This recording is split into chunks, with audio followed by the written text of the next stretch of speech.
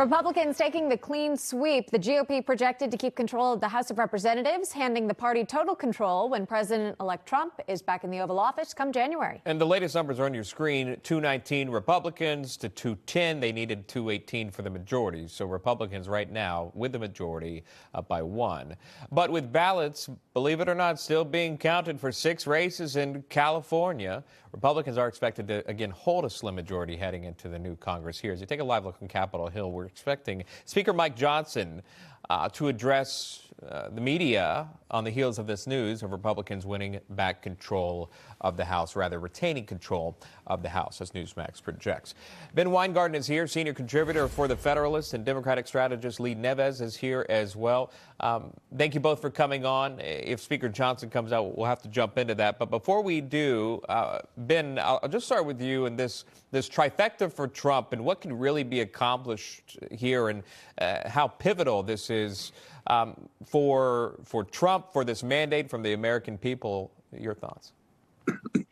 Well, trifecta control obviously presents a unique opportunity for the president to push his ambitious agenda legislatively. We know, we should expect that there's going to be a raft of executive action rolling back the Biden-Harris policies that flew in the face of the America First agenda, and then implementing executive actions that will do what the people elected this administration to do, and which led ultimately to this trifecta. But there's no substitute ultimately for legislative action. And I expect that you're going to see the president come with a very ambitious first 100 days agenda and try to capitalize on the opportunity with this slim majority in the House and senatorial majority, which will, of course, help with appointments.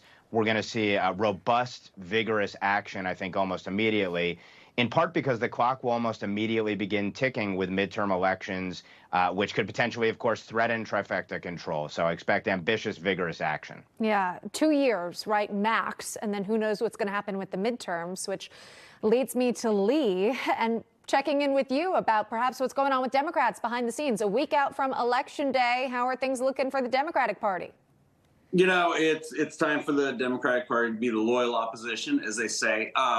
At the same time, look, and I've said it on here a bajillion times since Election Day, it's time for the Democratic Party to get away from identity politics and start once again talking about the middle class, talking about working people, solutions that are going to help the middle class, solutions that are going to help families feel safe in their homes, in their neighborhoods when they go out shopping. You know, that's why the Democrats really got waxed last week.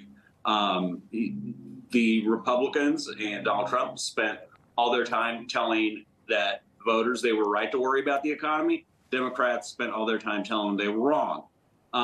Really, the Democratic Party has 2 years. And look, you know, the Trump administration and Congress, they have to deliver. They've been given a mandate.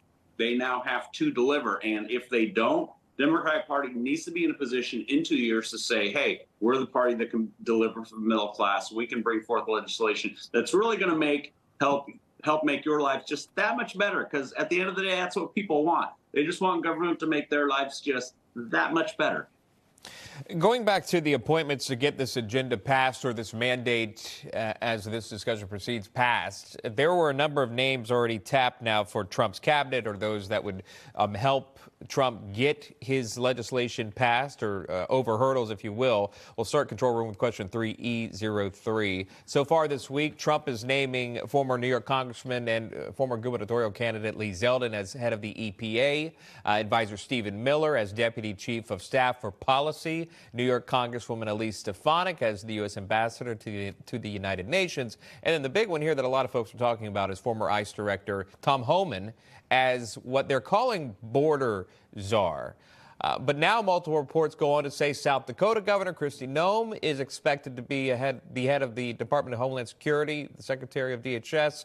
Trump expecting to name Florida Senator Marco Rubio as Secretary of State. Mike Waltz, Florida Congressman, to serve as NSA, the National Security Advisor. Those are from reports, haven't been confirmed. But all of those names, Ben, which one stands out to you, or which appointment? And also a sidebar, there's a lot of discussion about border czar and how czars are used in government. Your reaction, Ben? Well, I think what you see collectively in these appointments is follow through on folks who will faithfully execute the president's agenda. And last time around, there was a ton of recalcitrance, resistance in the administrative state, which is why these principles are so significant. To your point about Tom Homan, as a czar in this case, the benefit here is that you have a layer that is removed from the corruption that exists within the administrative agencies, and sort of an independence that may well be pivotal to articulating and then executing and overseeing the immigration policies that the president is going to put forth. And then if you look on the national security and foreign policy side, I think what you see are peace through strength folks who are tough on Iran, tough on China, and that may well serve as a deterrent, the kind of deterrence that we have not had under the Biden-Harris administration. So these are folks who will faithfully execute the president's agenda, so imperative when you've had executive agencies that that are insubordinate and do not execute the president's agenda. And that's what's so essential about all of these picks collectively. Yeah, loyalty, no doubt about it, is something that Donald Trump is always looking for in those who surround him closely, the inner circle. But Lee, what we've heard from Democrats in some of their post-analysis, why they lost, there was a lot of blame for racism and misogyny. And I didn't hear it from you, but I'm saying other people, other pundits on other networks have made those claims. You look at some of the names we just discussed, Susie Wiles, first female chief of staff, Elise Stefanik here, New York Congresswoman, and then Kristi Noem, potentially, again, that hasn't been confirmed, as DHS secretary here. So doesn't that dispute that argument, Lee, from maybe some folks in the Democratic Party, what they claim about Trump voters or even Donald Trump? I mean, look, it's a ridiculous argument, period. End of conversation, full stop. It's a ridiculous argument. Trump did well with suburban women. He did well with Latino males. He got 15% more among black males than he did in 2020. He did well across all sectors, race, gender, you name it, because he was talking about their fears, because he was talking about the economy, because people are paying $100 for 2 bags of groceries or $50 to get half a tank of gas in their car. He was talking about issues they cared about, and pocketbook economic issues go across the board. You don't have to be white, black, Latino, man or woman to not worry about the economy. I mean, it's something that just goes across the board, and that's why he did well with them. You know, the people in my party that are saying it's racism, it's misogyny, you know, there are people who would like to stay the status quo, and if they want to stay minority party, they can continue to think that way. Yeah.